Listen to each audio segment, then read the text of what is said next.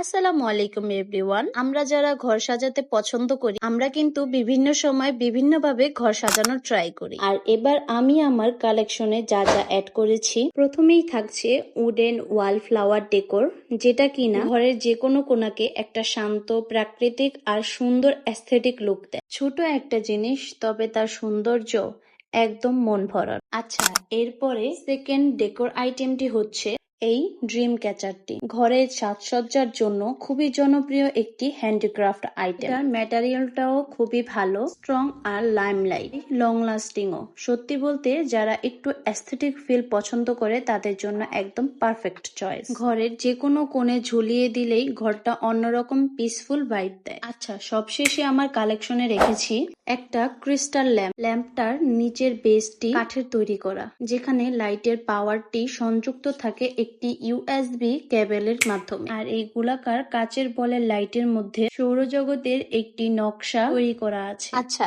এই প্রোডাক্টগুলো আমি যেই পেজ থেকে নিয়েছি সেই পেজের নাম কমেন্ট এবং ক্যাপশনে আমি দিয়ে দেব।